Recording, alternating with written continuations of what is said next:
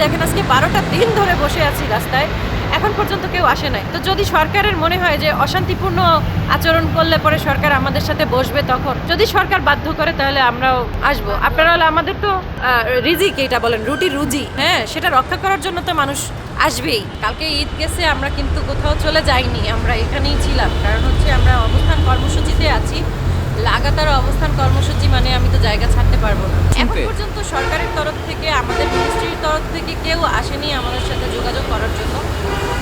আমরা আশা করি খুব দ্রুতই আসবো।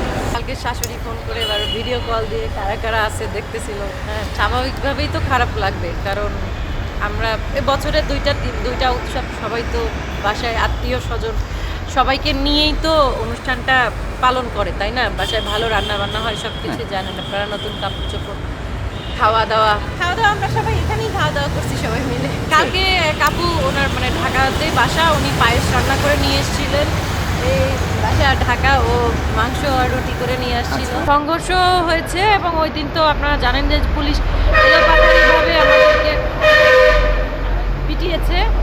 তো ওইটার প্রেক্ষিতে ওই দিন 6-7 জন মোটামুটি আহত হয়েছে, হাসপাতালে ভর্তি করতে হয়েছে, ব্যান্ডেজ করতে হয়েছে, হাত ব্যান্ডেজ করতে হয়েছে, পা ব্যান্ডেজ করতে হয়েছে, কারো কারো হচ্ছে গিয়ে আপনার স্যালাইন নিতে হয়েছে। ঠিক আছে, পরবর্তী কর্মসূচি আপাতত লাগাতার অবস্থান কর্মসূচিতে আমরা আছি। সরকার এটাকে যদি ভালোভাবে না নেয়, যদি মানে সরকার বলেছে কি, সরকার বলেছে রাস্তা ব্লক করো না, স্মারক দাও, আমরা দেখি অসুবিধাগুলো আমরা সমাধান করার চেষ্টা করি।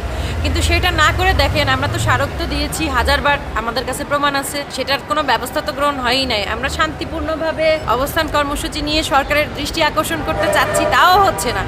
যদি সেটা না হয়, পরবর্তীতে মনে হচ্ছে হার্ডলাইনের দিকে যেতে হবে, সেটা অবস্থা বুঝে ব্যবস্থা নেব।